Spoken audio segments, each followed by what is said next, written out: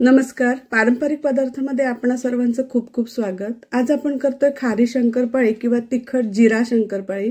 सुट्ट्या लागल्यात आणि मुलांना सतत काहीतरी खायला हवं असतं, त्यासाठी हा एकदम उत्तम पर्याय आहे स्नॅक्स म्हणून. त्यासाठी 2 वाट्या मैदा घेतलाय आणि 4-5 काळे मिरे, 1 चमचा जिरा आणि 1 चमचा ओवा जरा खलबत्त्यामध्ये बारीक कुटून घेतलंय, जेणेकरून त्याचे क्रश दाताला जरा चांगले लागतात. चवीनुसार मीठ घातलंय आणि आता 2 वाट्या पीठ आहे ना, म्हणून 2 वाट्या पिठाला 2 चहाचे चमचे भरून आपण तेल घालणार आहोत आणि थंडच तेल घातलंय, गरम करून नाही घेतलेलं. या शंकरपाळ्या एवढ्या सुंदर लागतात ना चहासोबत, आणि मुलांना बाहेरचं सतत काहीतरी खायला देण्यापेक्षा हे बरं आहे, कारण सुट्टीच्या वेळी मुलांना सतत काही ना काही खाऊ हवा असतो. त्यासाठी हा एक स्नॅक्स म्हणून उत्तम पर्याय मी निवडला आणि तो नक्कीच तुम्हालाही आवडेल.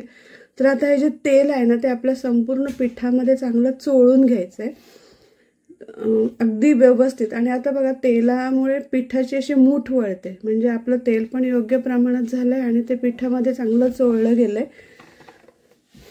आता काय करायचंय, थोडं थोडं पाणी घालत आपण पीठ मळायचंय. हे पीठ एकदम असं सैलसर नाही मळायचं, जेवढं घट्ट मळता येईल कमी पाणी घेऊन तसं मळायचंय. अगदी सर्व बाजूनी पीठ घेत घेत थोडं थोडं पाणी घालत आपण ते मळलंय. आता बघा, ह्याचा छान असा घट्ट गोळा झालाय आणि आता हा गोळा चांगला तिंबून घेऊन आपण तो अर्धा तास झाकून ठेवणार आहोत, म्हणजे अर्धा तास तो चांगला मुरला जाईल. मी बनवलेला हा पदार्थ तुम्हाला जर आवडला, ह्या ज्या खाऱ्या शंकरपाळ्या जर तुम्हाला आवडल्या, तर नक्की लाईक शेअर करा आणि नवीन असेल तर माझ्या चॅनलला सबस्क्राईब करा. तर आता छानपैकी पीठ आपलं मळून झालंय, अगदी मऊसूत झालंय. ते थोडं अर्धा तास झाकून ठेवा, अर्धा तास किंवा 20 मिनिटं झाकून ठेवला तरी चालेल. 20 मिनिटं किंवा अर्धा तासानंतर पहा तुम्ही, तर आपलं जे पीठ होतं ते अजून थोडंसं पहिल्यापेक्षा मऊसर झालंय. पण ते असं झालंय की आपल्याला लाटताना थोडंही सुकं पीठ घेण्याची गरज येणार नाही किंवा तेल लावण्याची गरज येणार नाही. सहज स्मूथ आपल्याला चपाती त्याची लाटता येते.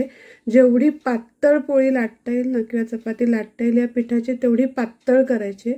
जेवढ्या पातळ लाटतो तेवढ्या आपल्या शंकरपाळ्या जास्त कुरकुरीत होतील. सहज लाटता येते, म्हणजे आपलं तेलाचं प्रमाण अगदी योग्य झालंय पिठामध्ये, हे त्याच्यावरून कळतंय. आता एका सरळ अशा चौकोनी आकारामध्ये न कापता जरा ओबडधोबड आकारामध्येच या शंकरपाळ्या कापून घ्यायच्या, जेणेकरून मुलांना त्या अट्रॅक्टिव्ह वाटतात. चौकोनी अगदी शेपमध्ये कापलात ना, तर तो दिवाळीच्या शंकरपाळ्या असं होतंय. आपल्याला हा स्नॅक्स म्हणून करतोय, तर जरा ओबडधोबड, लांबट, आखूड, तोकडे असं जसं आकारामध्ये येतील तशा कापायच्या आहेत.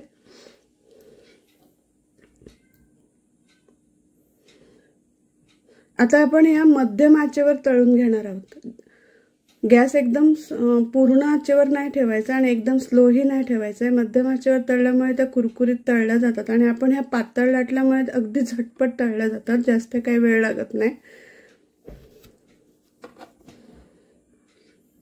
एक एक शंकरपाळी सुट्टी करून तळून घ्यायची.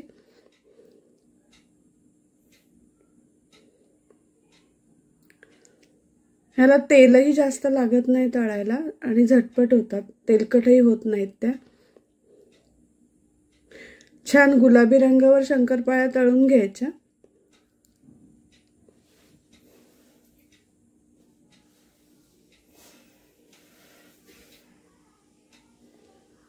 शंकरपाळ्या माझ्या तळून झाल्यात. आता मी त्या टिश्यू पेपरवर काढून घेतल्या. बघा, आता वेगवेगळ्या आकारामध्ये मी त्या शंकरपाळ्या बनवल्या आणि मी तुम्हाला ताट हलवून दाखवते. त्या अगदी कुरकुरीत झाल्या, त्यांचा आवाजही छान येतोय, क्रिस्पी पण झाल्यात.